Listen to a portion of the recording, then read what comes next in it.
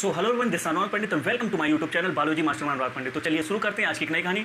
So guys आज हम लोग आ चुके हैं एक नई वीडियो के साथ जिसके बारे में हम लोग बात करेंगे। This is the chapter human reproduction. अगर मैं इस चैप्टर के बारे में बात करूं तो आप अगर 12th एनसीईआरटी बायो का उठाएंगे तो उसमें जो फर्स्ट यूनिट है आपका, जिसमें पूरे रिप्रोडक्शन के जो यूनिट है उसमें 4 चैप्टर है। First one is the reproduction in organism, जिसमें हम नॉर्मली जो रिप्रोडक्शन की एक बेसिक चीज़ों के बारे में हम पढ़ते हैं। देन इसके बाद अगर हम लोग बात करें कि second chapter reproduction the flowering plant, उसमें हम लोग फ्लावर के रिप्रोडक्शन, जो प्लांट रिप्रोडक्शन के बारे में हम लोग उसमें सारी चीज़ें बताई गई हैं। देन इसके बाद जो थर्ड चैप्टर आपका वो ह्यूमन रिप्रोडक्शन, जो हम लोगों के अंदर ह्यूमन बॉडी के अंदर जो रिप्रोडक्शन है उसके मैकेनिज्म के बारे में बात किया गया है।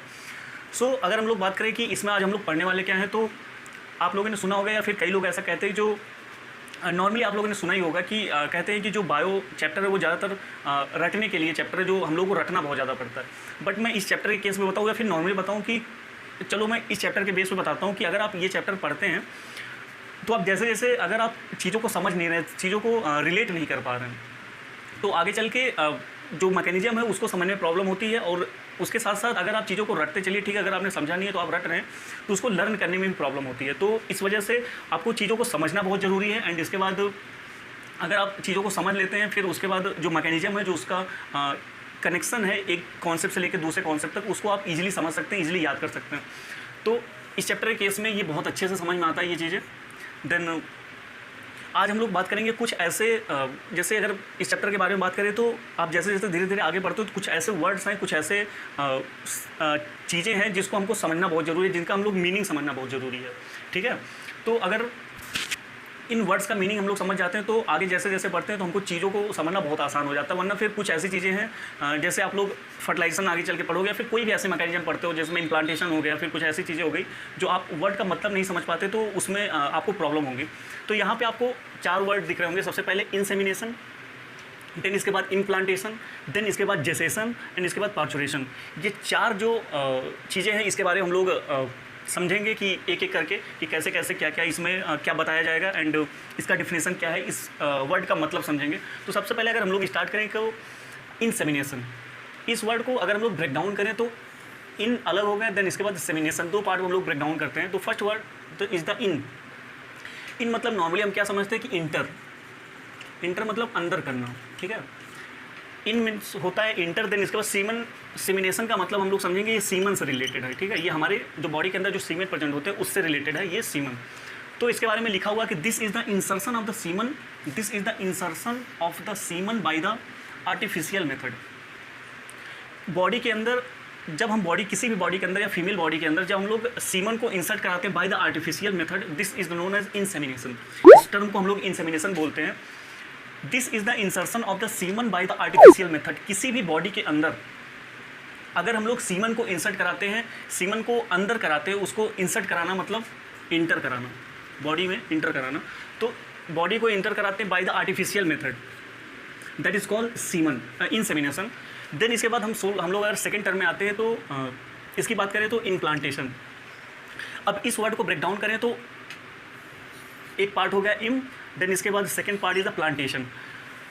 अगर हम लोग प्लांटेशन का मतलब समझे तो प्लांटेशन का मतलब होता है कि किसी चीज़ का अटैचमेंट। जैसे मैं आपको समझाने की कोशिश करता हूँ, जैसे कोई सपोज दैट ये एक चीज़ है, देन इसके बाद दूसरी चीज़ ये है। इस चीज़ का अगर ये दोनों एक दूसरे के अटैच हो जाते हैं तो इसी को हम बोलते हैं, जो साइंस के टर्म में जो वर्ड यूज़ करते हैं उसको हम बोलते हैं इम्प्लांटेशन, ठीक है। इसको हम लोग प्लांटेशन से रिलेट करते हैं। अब इसके डिफिनेशन के बारे में अगर हम लोग समझें तो this is the attachment of the embryo to the uterine wall. जो एम्ब्रियो का अटैचमेंट है ये यूट्राइन वॉल से जाके अटैच होता है, इसी को हम लोग बोलते हैं इम्प्लांटेशन। अब यूट्राइन वॉल ये जो यूट्रस के चारों तरफ जो सपोज दैट ये यूट्रस है, ठीक है, तो इसका जो वॉल होगा यही कहीं पे जाके ये चिपकेगा आपका एम्ब्रियो। अब एम्ब्रियो का फॉर्मेशन देखो, जब male and female gamete, male plus female gamete जब फर्टिलाइज करते हैं, फर्टिलाइजर के बाद ये जाइगोट बनाते हैं, देन इसके बाद इस एम्ब्रियो का फॉर्मेशन होता है। तो वही एम्ब्रियो जब जाके यूट्राइन वॉल से जाके अटैच होता है, यूट्रस के वॉल से जाके ऐसे अटैच हो जाता है, तो इसी को हम बोलते हैं इम्प्लांटेशन। इसके सेकेंड पॉइंट के बारे में बात करें तो इट ऑकर्स है 7th डे आफ्टर फर्टिलाइजेशन। ये बहुत इंपॉर्टेंट पॉइंट है, इसको आप लोग याद रखिएगा, बहुत इंपॉर्टेंट है। इट ऑकर्स है 7th डे आफ्टर फर्टिलाइजेशन। इसका मतलब ये है कि जब male and female gamete fertilise करता है एट द 14th डे पे, उसके 7वें दिन बाद ये प्रोसेस होता है। ये उसके जो मतलब 14th डे पर जब ये जाके फर्टिलाइज होता है, male and the female gamete जब जाके एक दूसरे से मिलते हैं, फर्टिलाइज होता है, देन इसके बाद उसके 7वें दिन जब एम्ब्रियो जाके देखो फर्टिलाइज होने के बाद गेमेट बनता है, male and the female gamete fertilise होकर जाइगोट बनाता है, देन इसके बाद एम्ब्रियो का फॉर्मेशन होता है, ठीक है। देन इसके बाद एम्ब्रियो का फॉर्मेशन होगा। यही एम्ब्रियो जब फर्टिलाइजेशन के 7वें दिन बाद जाके यूट्रस वाल से अटैच हो जाता है, तो that is known as implantation. ये पॉइंट बहुत इंपॉर्टेंट, आप इसको जरूर याद रखिएगा कि it occurs as 7th day after fertilisation. Fertilisation के 7वें दिन बाद जाके ये अटैच होता है, ठीक है। देन इसके बाद हम लोग बात करेंगे जेसेशन की। तो जेसेशन आई होप आप लोगों को दिख रहा होगा। अगर हम लोग बात करें जेसेशन की, तो जेसेशन के बारे में हम लोग देखें, it is a period of development of the foetus. एक second. It is a period of development of the fetus inside the uterus up to the delivery। चलो मैं इस लाइन का मतलब समझाता हूँ, ठीक है। अगर हम इस लाइन को समझने के पीरियड मतलब होता है किसी, देखो लिखा है कि it is a period of development of the foetus. Foetus का मतलब होता है बेबी, जिसको नहीं मालूम बता दें, ये जो छोटा बच्चा होता है उसको हम जो इनिशियल में जब उसका डेवलपमेंट होता है तो उसको हम फीटस बोलते हैं। तो जो फीमेल बॉडी के अंदर, यूट्रस के अंदर जो बेबी का डेवलपमेंट हो रहा है, जैसे सपोज दैट फर्टिलाइजेशन के बाद बेबी का धीरे धीरे जाइगोट बना, देन एम्ब्रियो बना, देन इसके बाद जब बेबी का डेवलपमेंट होता है, सपोज दैट इस पॉइंट से बेबी का डेवलपमेंट स्टार्ट हुआ, देन इस पॉइंट पे जाके बेबी का डेवलपमेंट कंप्लीट हो गया। तो यहाँ से लेके यहाँ तक का जो पीरियड है, इसी को हम बोलते हैं जेस्टेशन पीरियड। यहाँ से इस पॉइंट से लेके जहाँ से बेबी का डेवलपमेंट स्टार्ट हुआ था, देन इसके बाद जो बेबी का डेवलपमेंट जब जाके कंप्लीट हुआ, इस बीच के जो पॉइंट को, वो पॉइंट, ये ड्यूरेशन कुछ भी हो सकता है। ऐसा नहीं है, जैसे हम लोग अगर ह्यूमन के टर्म में देखते हैं तो 9 मंथ है। ये अलग अलग एनिमल में अलग अलग टर्म हो सकता है, ज़रूरी नहीं है कि हर किसी के मतलब ऐसे टर्म में हम लोग 9th मंथ ही देखेंगे, वो ड्यूरेशन कुछ भी हो सकता है। तो किसी भी ड्यूरेशन में हो, इसी ड्यूरेशन को हम लोग बोलते हैं जेस्टेशन पीरियड, या फिर जेस्टेशन की बात करते हैं। फीटस मतलब जो बेबी इनिशियल में जो डेवलपमेंट हो रहा है बेबी का, उसको हम लोग फीटस टर्म यूज करते हैं। Inside the uterus up to delivery लिखा है, मतलब डिलीवरी होने के पहले, मतलब वो यहाँ आने के बाद इस पॉइंट पे जब वो सॉरी डिलीवरी मतलब होता है, जैसे अभी हम लोग नीचे देखेंगे पार्चुरेशन टर्म में, तो इसमें हम लोग समझेंगे कि डिलीवरी का मतलब क्या होता है। तो जेस्टेशन की बात करें तो it is a period of development of the foetus inside the uterus up to delivery. ये अब जो सेकेंड पॉइंट इसका ये है कि 9 मंथ इन द ह्यूमन। अगर हम लोग ह्यूमन की बात करें तो जेस्टेशन पीरियड होता है वो 9 मंथ होता है। ये 9 मंथ तो नॉर्मली हर किसी को मालूम होता है, बट अगर हम लोग बात करें कि कभी कभी क्वेश्चन बनते हैं वीक के टर्म में। अगर हम लोग वीक के टर्म में जानना चाहें तो जैसे देखो, आपको क्वेश्चन पूछ लेगा कि सपोज दैट कि what is the gestation period in the human, ठीक है। तो उसमें ऑप्शन आ जाएगा कि आपको मंथ के टर्म में नहीं दिया होगा कि 2 मंथ, 4 मंथ या 6 मंथ या 9 मंथ, आपको वीक के टर्म में दे दिया जाएगा। तो उसमें आपको जानना बहुत ज़रूरी है कि उसको हम लोग कैसे कैलकुलेट करेंगे। तो देखो, जैसे अगर 1 मंथ की बात करें, जो 1 मंथ होता है इसमें कितने 4 वीक होते हैं, ठीक है। 1 मंथ की बात करें, जो फर्स्ट मंथ होता है, जो किसी भी 1 महीने की अगर बात करें तो इसमें 4 वीक्स होते हैं। तो अगर 9 मंथ की बात करें तो ये 9 मंथ की बात करें तो 9 × 4 = 36 वीक हो गए। तो आपके ऑप्शन में यही होगा कि 36 या 26 या फिर 30, कुछ भी ऐसा ऑप्शन हो सकता है, 48 हो सकता है। तो आपको वीक के टर्म में क्वेश्चन पूछ सकते हैं, ऐसे डायरेक्ट मंथ के टर्म में नहीं दिया होगा, तो वीक के टर्म में क्वेश्चन पूछ लिया जाएगा। तो जो इसका एवरेज है वो 36 to 38 वीक। ये एक नॉर्मल जो ड्यूरेशन है वो 36 to 38। ऐसा नहीं है कि एग्जैक्ट 9 मंथ ही होगा। कुछ ऐसे फीमेल्स होती है जिनमें डिलीवरी जो होती है वो एक्सपेंड हो जाती है, वो 9 मंथ्स हो सकता है कि 1 वीक 2 वीक एक्स्ट्रा हो जाए फिर, या फिर कुछ ऐसे फीमेल होती है जो 9 मंथ एग्जैक्ट ना हो कि उसके पहले वो बेबी का डिलीवर हो जाता है। अगर हम लोग लास्ट टाइम की बात करें तो this is the parturition. Parturition के बारे में अगर हम लोग समझें कि it is a delivery of the foetus after the complete development. इसका मतलब ये है कि जैसे सपोज दैट मैंने आपको बताया था कि इस पॉइंट पे बेबी का डेवलपमेंट स्टार्ट हुआ, ठीक है। यहाँ पे डेवलपमेंट स्टार्ट, ठीक है। देन इसके बाद जाके इस पॉइंट पे डेवलपमेंट जो है वो कंप्लीट हुआ बेबी का।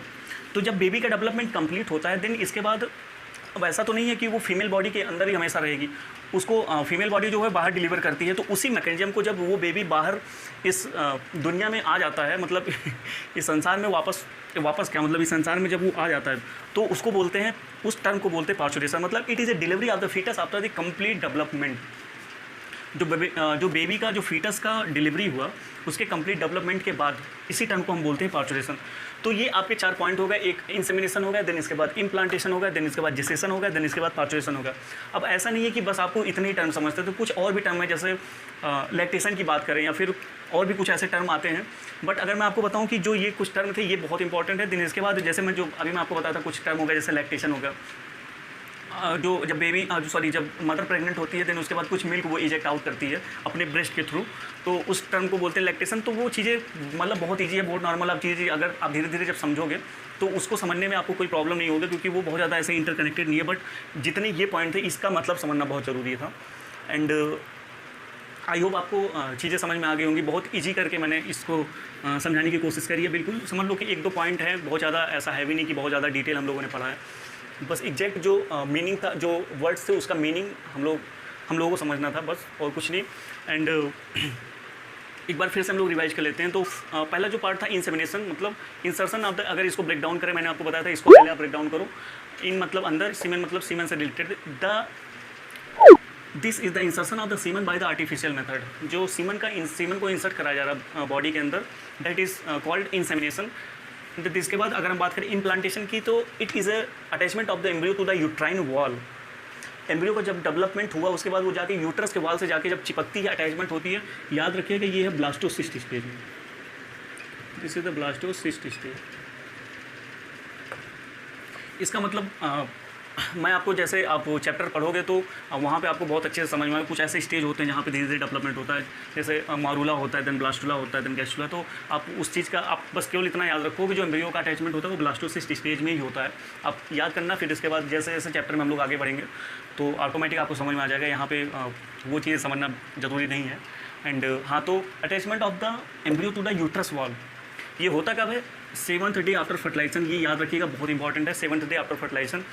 देन इसके बाद अगर हम बात करें जेसन की, तो जेसेसन ये तो बिल्कुल अलग टर्म है ही। It is a period of development of foetus. जो पीरियड होता है, डेवलपमेंट हो रहा है, जो बेबी का डेवलपमेंट हो रहा है एक पॉइंट से लेकर दूसरे पॉइंट, जैसे फर्स्ट मंथ से स्टार्ट हुआ, देन इसके बाद 9 मंथ तक कंप्लीट डेवलपमेंट होता है अप टू द डिलीवरी। तो उस टर्म को हम बोलते हैं जेसेसन। देन इसके बाद पार्चुरेशन की बात करें तो it is a delivery of the foetus. जो बेबी का डिलीवर हो रहा है फीमेल के थ्रू, इसी टर्म को हम बोलते हैं पार्चुरेशन। ठीक है, तो ये आपका होगा कंप्लीट पार्ट। इंसेमिनेशन, इम्प्लांटेशन, जेसेसन होगा, देन इसके बाद पार्चुरेशन। आई होप आपको ये वीडियो अच्छी लगी हो। And so thank you so much guys. मिलते किसी नेक्स्ट वीडियो में, और थैंक यू सो मच। लोगों की हेल्प करिए, मदद करते रहिए, अपने आप को सेफ रखिए। एंड बस मैं इतना ही बोलना चाहता हूँ। So thank you so much guys, love you, take care. मिलते किसी नेक्स्ट वीडियो में।